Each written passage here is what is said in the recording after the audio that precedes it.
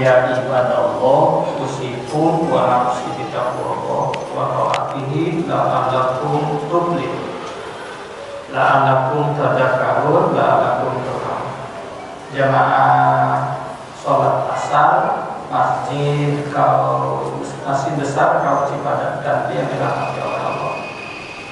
Segala puji bagi Allah, kita bersyukur sore ini di pekan ketiga di bulan Agustus, hari kedua di bulan Safar. Ya. Pertama bersyukur kita bisa sholat asar berjamaah. Ini adalah nikmat karunia yang Allah limpahkan kepada kita, karena tidak setiap orang mudah bisa melaksanakan sholat asar berjamaah. Maka sepatutnya kita bersyukur atas karunia yang Allah anugerahkan sehingga kita dimudahkan oleh Allah bisa sholat asar berjamaah. Doa kita semoga Allah mengistiqomahkan kita, keluarga kita istiqomah menjadi ahli ibadah, ahli takwa dan ahli syariat, insyaallah. Jamaah sekalian yang dirahmati oleh Allah, pada kesempatan sore hari ini kita ingin menyampaikan tema tentang kemerdekaan dan kepahlawanan. Merdeka dan pahlawan itu adalah ya, merdeka dan pahlawan. Nah, apa itu merdeka? Sudah kita ketahui. Tempo hari kita sampaikan dalam bahasa Arab, merdeka itu memiliki 5 arti. Satu, dikenal dengan istilah istiqlal. Ya. Yang kedua, huriyah, kebebasan. Istiqlalu al-huriyah, ya, kebebasan. Yang ketiga adalah qalla, artinya sedikit, jarang atau mahal. Karena kemerdekaan itu harganya mahal. Ya. Yang ketiga disebut al-mustaqillun, artinya independen. Jadi orang merdeka, bangsa merdeka adalah bangsa yang independen. Ya. Kalau dulu zaman Pak Karno sempat dimunculkan ideo berdiri di atas kaki sendiri. Jadi ini namanya independen. Yang kelima adalah iqlaula. Itu jalan yang mendaki. Iqlaula bahwa kemerdekaan ini adalah jalan yang mendaki. Maka diperlukan kesiapan mental, kesungguhan baik meraihnya maupun mempertahankannya. Itulah iqlaula. Kemudian apa hakikatnya kemerdekaan bagi kita? 3 dalam pandangan ajaran Islam yang kita ketahui. Hakikatnya kemarin disampaikan juga. 1, nikmat. Yang kedua, amanah. Yang ketiga, barak. Nikmat, amanah, Barak, ujian. Makanya mau bacanya 1 kali saja. Kalau 2 kali jadi makanan.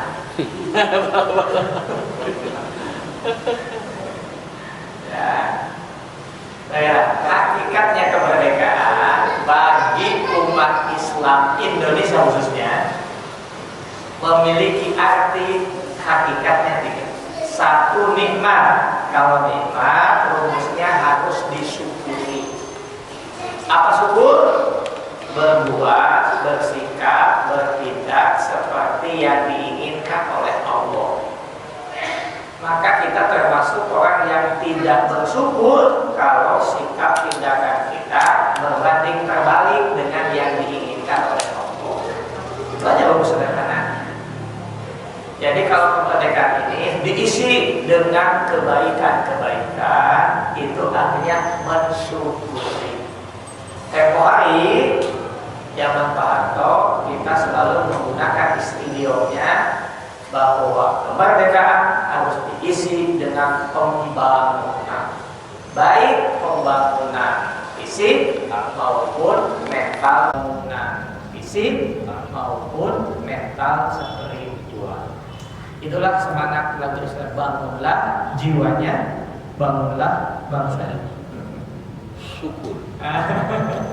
Jadi yang harus dibangun itu mental dulu, jiwa dulu. Sebab kalau bangunan bagus, kalau fisik bagus, kalau mentalnya penjahat kan itu. Jadi mentalnya dulu harus dibangun. Kalau punya mental yang bagus, ini mental juara, mental pejuang kan beda. Ya, dengan mental pecundang. Ya. Ini nikmat, rumusnya harus disyukuri. Kalau disyukuri, maka Allah berjanji, dan janji Allah pasti benar. Allah akan menambah nikmat itu. Menambah nikmat itu dalam bahasa lain, Allah akan melahirkan keberkahan. Tabi'ai. Jadi la'aji dan lakum, Allah akan menambah nikmatnya itu. Dalam arti lain, Allah menambah nikmatnya itu namanya berkah. Ya, berkah. Ya, apa berkah itu? Para ulama menyebutnya ziyadatul khair, bertambahnya kebaikan. Khair. Ya. Sehingga dengan kemerdekaan melahirkan orang-orang soleh, kemerdekaan melahirkan orang-orang yang cerdas, kemerdekaan membuat kesejahteraan, kemerdekaan membuat orang mendapatkan ketentraman. Nah, itu namanya berkah. Kalau kemerdekaan yang kita rasakan, kita dapatkan dari nama susah, ini tidak berkah. Kan begitu, ya. Tidak berkah. Ini yang harus makna sementara ini, gitu, pemahaman kita dari Quran surat Ibrahim ayat 7. Wa idza anzalna rabbukum la in syakartum la azidannakum. Akan tetapi wala in kafartum, apabila kamu mengkufuri. Apa kufur itu? Menutupi kebenaran. Bukannya disyukuri, tapi dikufuri. Apa mengkufuri? Melakukan perbuatan yang bertolak belakang dengan yang diinginkan oleh Allah. Dalam arti kemerdekaan yang Allah anugerahkan lewat perjuangan panjang umat bangsa Indonesia ini bukannya diisi dengan kebaikan, tapi kemaksiatan, kedoliman, berbuat sebenar-benar. Yang lain disampaikan, Nabi SAW menyampaikan ada 5 perbuatan maksiat yang sekaligus mengundang datangnya adab dengan cepat. 1. Apabila kemaksiatan sudah didemonstrasikan terang-terangan bahkan kolektif berjamaah. Yang kedua, apabila kecurangan bisnis sudah dilakukan oleh hampir setiap orang. Yang ketiga, apabila zakat tidak ditunaikan. 4. Apabila janji sudah diingkari. Antara panggung depan dengan panggung belakang beda. Istilah politik kan begitu.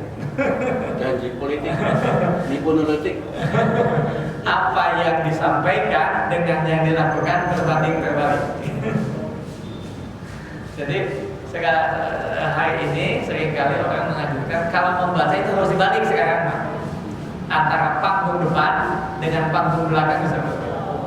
Jadi janji-janji sudah mudah diingkari, bahkan tidak merasa dosa dengan janji itu. Yang kelima, kata Nabi, apabila isi Al-Quran tidak lagi diperhatikan. Bila kelima amalan maksiat ini sudah nampak dalam kehidupan kita, maka ini adalah undangan datangnya agama. Ya.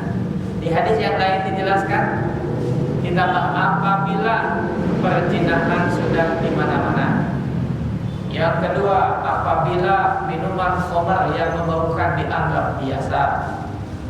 Yang ketiga, apabila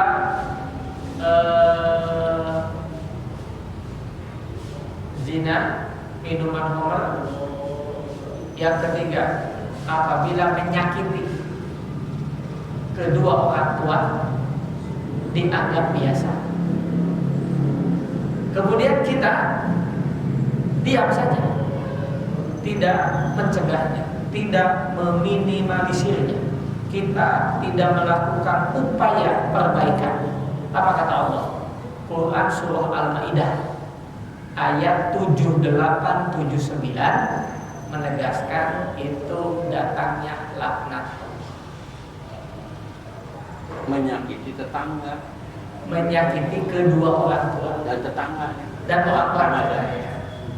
Itu kita diam saja, kita tidak melakukan otokritik, kita tidak melakukan perbaikan, kita tidak berupaya meminimalisir, kita tidak ada semangat amal ma'ruf nahi munkar. Al-Maidah ayat 78-79 memberikan tahu kepada kita la'anallah, akan datangnya laknat. Jadi kalau udah laknat nggak bisa ditobati karena itu sudah menyangkut eksekusi. Nabi menjelaskan lebih jauh, pada saat itu Allah akan mendatangkan azab secara menyeluruh tanpa pilih bulu. saya nuwun hantem. Saya awan kabagian ahli sholat, ahli maksiat, akul, ahli sajadah, ahli haram jadah. Itu sesuai dengan Pak Jadudin MZ. Maka lebih mengerikan lagi, pada saat itu doa orang soleh pun tidak lagi didengar oleh Allah. Nah, ya, ini mudah-mudahan kita termasuk yang diistimewakan mengisi kemerdekaan ini dengan kebaikan. Yang minimal tidak mendatangkan kemadharatan. Ya. Nah, ini yang pertama, bahwa kemerdekaan itu adalah nikmatun, harus disyukuri, jangan dikufuri.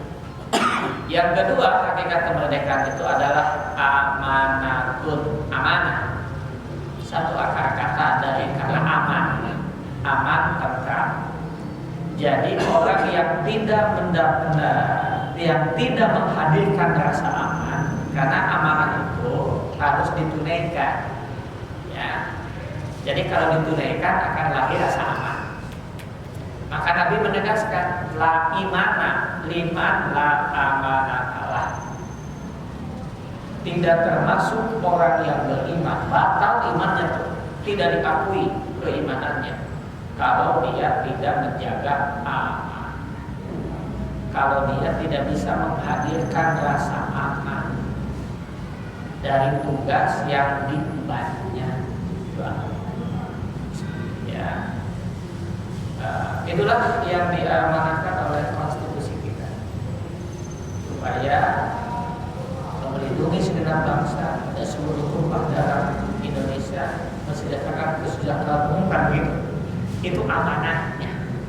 Mudah-mudahan siapapun kita yang diberikan amanah dalam level apapun, ya paling tidak di tengah-tengah keluarga kita bisa menjaga amanah, tanggung jawab setiap kita sebagai kepala keluarga, melahirkan rasa aman tentram bagi keluarga. Paling tidak aman, nyaman dari ancaman neraka. Itulah perintah Al-Quran, ku anfusakum wa ahlikum nar. Kita harus menjaga amanah ini. Ya. Yang ketiga, hakikat kemerdekaan itu adalah bala. Bala itu ujian. Ya, ujian. Lihat Quran surah Al-Ankabut, surah ke-29 ayat 2 dan ayat 3. Bahwa kemerdekaan sebagai nikmat, sebagai amanah, maka akan diuji. Bentuk ujiannya macam-macam. Teknisnya ada di Quran surah Al-Baqarah ayat 155. Ya. Nah, jadi ini akan diuji dan kita juga meskipun tidak mengalami, tapi kita membaca dokumen sejarah, proklamasi kemerdekaan yang diproklamirkan oleh para pendahulu kita, bapak-bapak kita, Pak Karno dan Pak Hatta, diuji. Tahun 48 ada pemberontakan PKI Madiun, diuji. Belum DIPI, belum yang lainnya, itu semua diuji. Nah, ujian itu sebagaimana kita ketahui, yang pertama supaya kita naik kelas.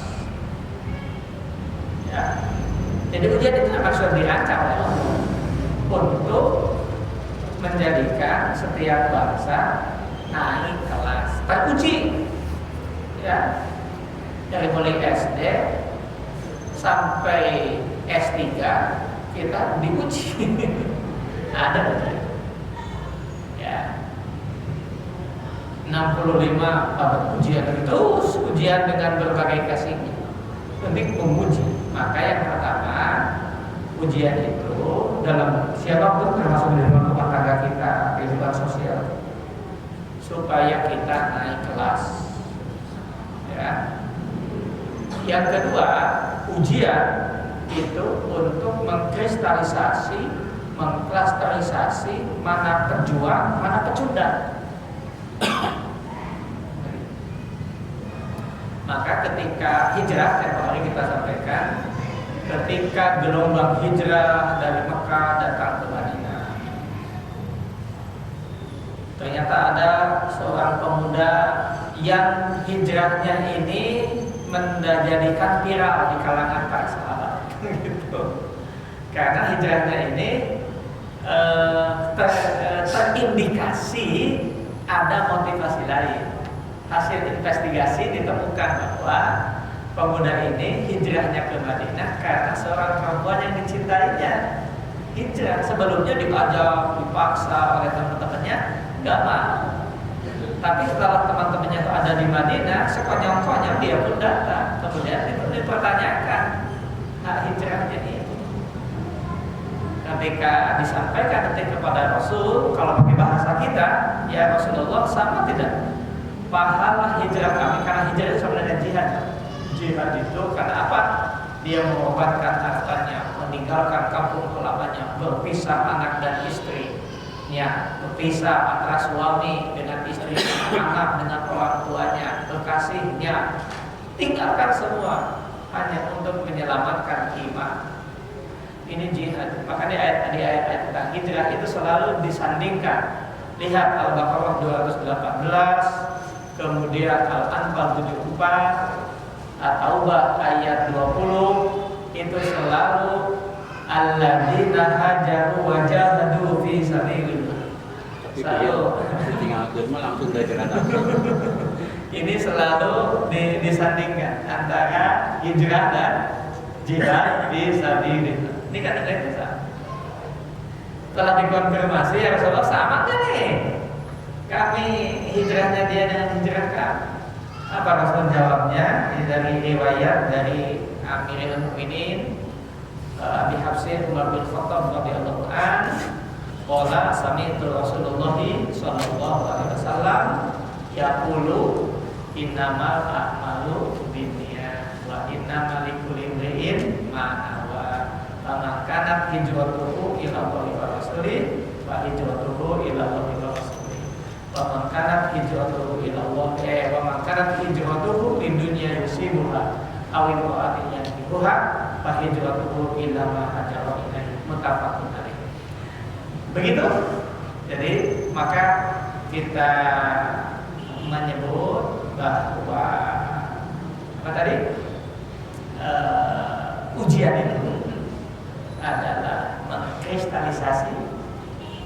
mengklasterisasi mana pejuang, mana pecundang. Ya, ini hakikat mereka. Nikmat, amanah, bala. Gitu. Kalian sekali lagi bacaan cukup sekali ya. Bala. Jangan dilobal, jangan diulang. Nah, dari situ siapa orang yang merdeka itu? Orang yang merdeka itu cirinya paling tidak ada 3 ya, dari narasi-narasi itu. Yang pertama, mereka yang ikhlas ya. Ciri orang merdeka itu orang yang ikhlas. Tidak ada yang diharapkan kecuali dari Allah. Apa ciri ikhlas? Masih ingat? Ciri ikhlas itu, ciri orang ikhlas itu 3. 1. Disiplin ibadah. 2. Istiqomah. 3. Karomah. Apa disiplin ibadah? Konsisten terhadap konsensus sosial, aturan yang disepakati. Bagus. Ada kemana? Pak Izil tadi, pastor, pakai helm segala, disiplin, bapak polisi.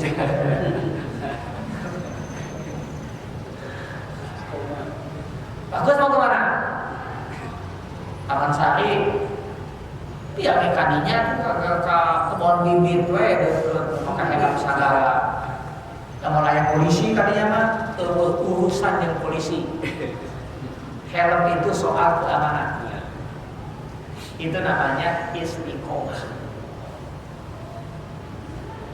Disiplin, taat kepada aturan. Istiqomah, kemampuan mendisiplinkan diri. Kayak aturan ini soal masalah. Itu namanya istiqomah. Makanya Nabi menjelaskan afdhalul amal, khairul amal, adwamuha wa inqal. Amal yang paling utama, amal yang paling dicintai adalah amalan yang sedikit tapi kontinu. Istiqomah. Mau ada yang lihat, mau tidak, enggak usah. Ikhlas itu begitu. Disiplin ibadah, istiqomah. Yang ketiganya karomah. Karomah itu maknanya 1, kita akan dimuliakan oleh Allah. Yang kedua, kita memiliki sifat memuliakan siapa. Maka prototipenya bisa kita lihat. Rasulullah, bagaimana Rasul datang ke Taif bukannya disambut tapi disambit dengan batu. Marah. Malaikat menawarkan, hancurkan. Mereka belum tahu. Di Madinah ada Yahudi yang tunanetra, dilayani makan minumnya oleh Rasul. Dari orang ini, Yahudi ini menghina kepada Nabi, dibiarkan aja.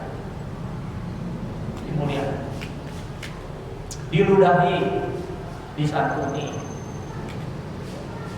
Coba kalau kita dicekek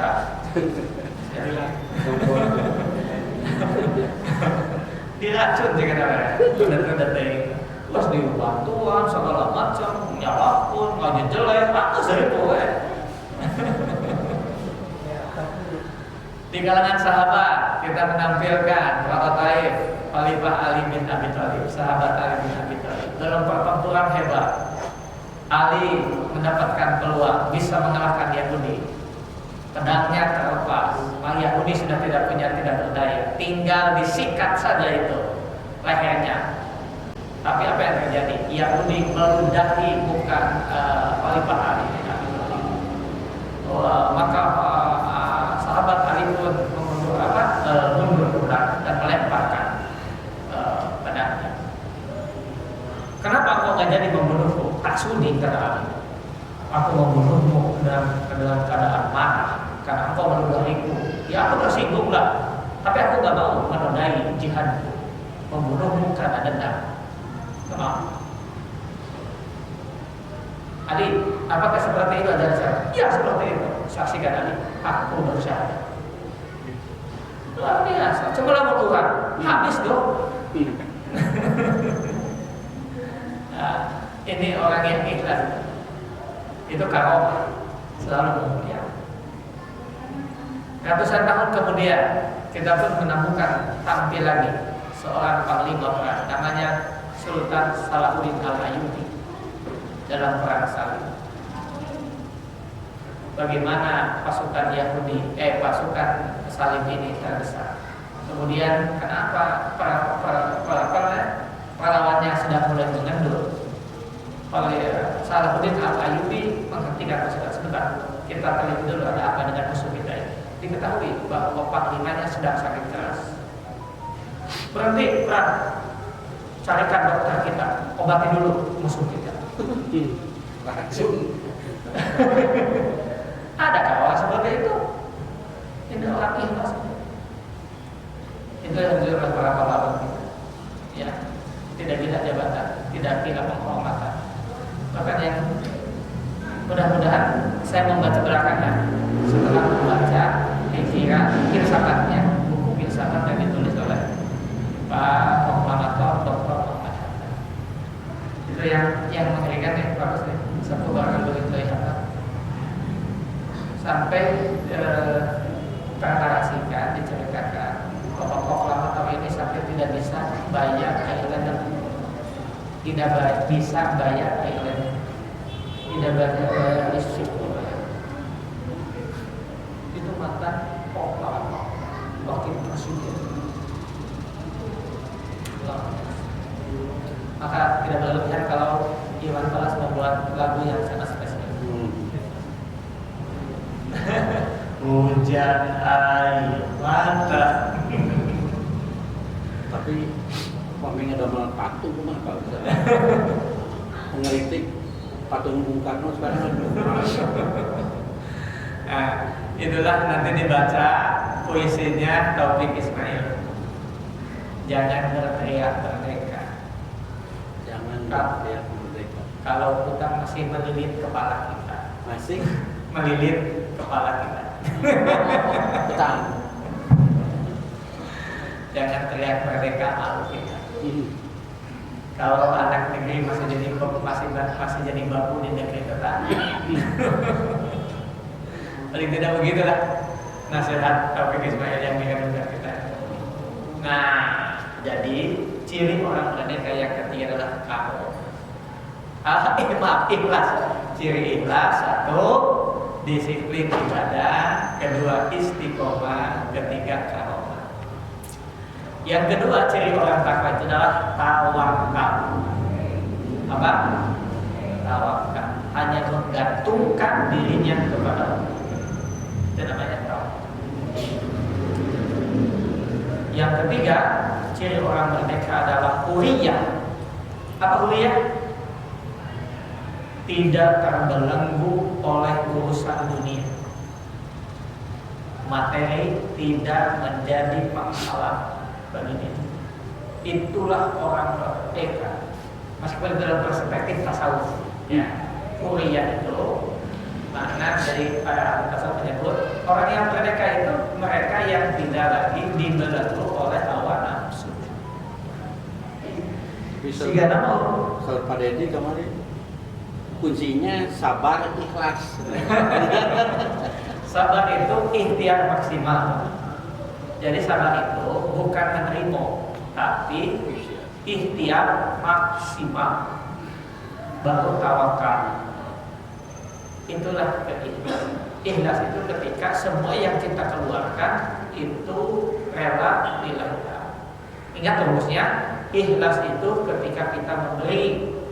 Kalau menerima namanya ridho. Proses sabar itu adalah proses yang harus dijalaninya.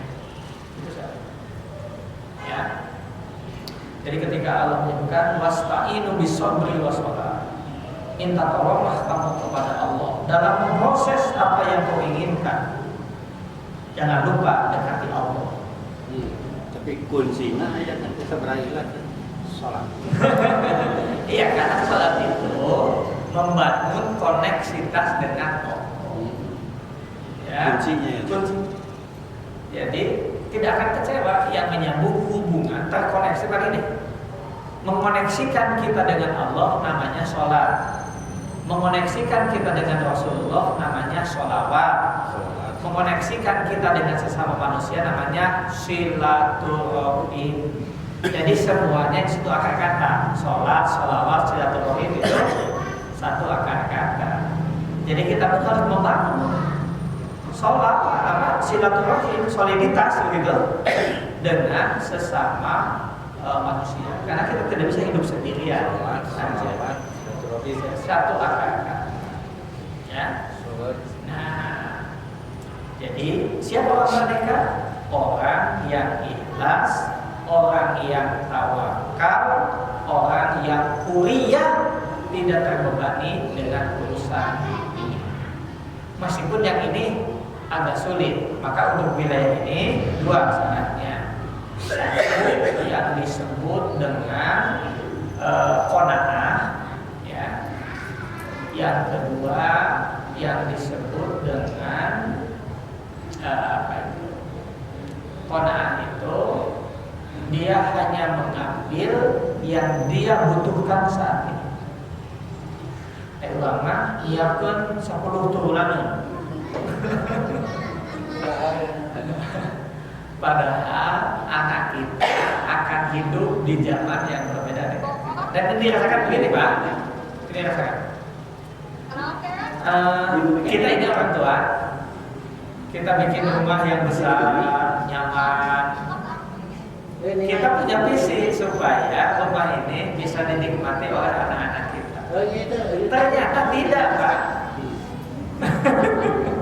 Karena anak kita akan hidup berbeda dengan zaman kita. Jangan cantak itu tahan dirinya. Iya, Pak. Ini gantung. Kan gitu nih, kebanyakan tuh. Kita ini. Ya. Ya. Sehingga ketika orang tuanya sudah tidak ada, rumah itu nggak ada yang nempatin, Pak. Karena anaknya punya kehidupannya. Itu yang kadang-kadang kita lupa tentang itu. Imam kosong bae kalau ya.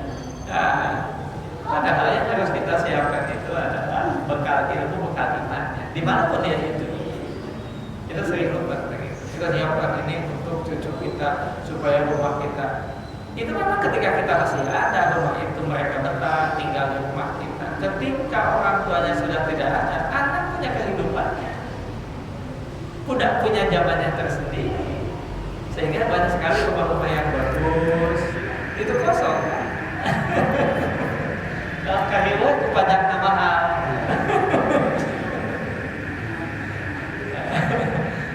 Nah, ini yang sering kali kita ini awalnya belum merdeka. Jadi kita ini selalu dibebani oleh hawa nafsu. Tidak meriah waktu itu. Nah, lalu siapa pahlawan itu? Pahlawan itu mereka yang ikhlas, mereka yang tawakal, mereka yang mulia sehingga dia dapat menampung pahala yang banyak. Maka orang yang pahala banyak disebut pahlawan. Orang yang hartanya banyak disebut hartawan. Yang jutanya banyak jutawan. Yang punya berita banyak namanya wartawan. Itulah harta. Jadi pahlawan itu sederhana. Orang yang banyak pahalanya. Yang banyak hartanya hartawan. Harta Bukan harta biasa. Ya. Nah, Kembali. maka dalam Islam disebut dengan syahid. Apa syahid itu? Disaksikan dia berbuat kebenaran. Itu syahid. Jadi dia mati syahid. Kematiannya disaksikan di jalan kebenaran. Ya. Maka urusan pahala ini parameternya menjadi umum. Siapapun, siapa yang punya kewenangan menentukan bahwa dia pahalanya banyak negara dalam kehidupan ini, ya, maka banyak pahlawan yang tidak dikenal. Kan para pejuang ini susah yang bisa dihitung, itu kan hitungan tuh. Iya. Ya. Maka di film Jarum Kuning kalau tidak salah, entah yang versi mana itu, tapi ada kalimat begini yang membuat saya, karena saya senang dengan film perjuangan, tiba bola. Ternyata Film perjuangan. Nah, maka dianggap memiliki pahala yang besar dalam perspektif negara. Itulah yang disebut dengan pahala nasional. Begitu. pahlawan. Ya, jadi orang yang banyak pahalanya itu pahlawan. Orang tua kita besar jasanya kepada kita, itulah pahlawan kita. Ya. Siapa yang membangun masjid ini dengan seluruh fasilitasnya, kemudian kita memampukannya, membuat orang ibadah nyaman di tempat ini, itulah pahlawan. Karena setiap orang yang berbuat kebaikan atas fasilitas yang kita siapkan, maka kita akan mendapatkan pahala dari setiap orang tanpa dikurangi pahala kita. Tapi zaman Rasulullah dijamin mereka itu masuk surga. Karena pahalanya banyak, modalnya banyak. Asal tidak jadi muflis. Ya, sampai-sampai Nabi menyebutnya orang yang punya utang meskipun mati syahid bisa gagal masuk surga. Maka sering jadi anekdot sehingga nama orang Indonesia mah bakal pihak saya masuk surga. Ditolak ya. Ditolak. Sering jadi guyonan kita sehingga nama orang ada pihak saya tidak boleh utangnya. Bocoran triliunan. Begitu yang sering kita pesan-pesan Rasulullah SAW. Saya lagi. Jadi dalam kemerdekaan ini dengan seluruh perjuangan yang dilakukannya, siapa pahlawan? Mereka yang dapat pahala yang banyak. Modalnya satu ikhlas, dua tawakal, yang ketiga huriyah. Dia tidak pencitraan, huriyah. Dia tidak terbebani dengan urusan hawa nafsu. Walaupun dosanya setinggi gunung, kalau dia berjihad surga. Allah disaksikan. Maka dalam kata lain, jihad itu disebut orang yang akhir hidupnya husnul khotimah. Maka mereka yang datang ke majelis ilmu itu adalah jihad. Ini sedang jihad nih. Soalnya marawat aina bekas enggak. Selama balik ke imamah kacau deh.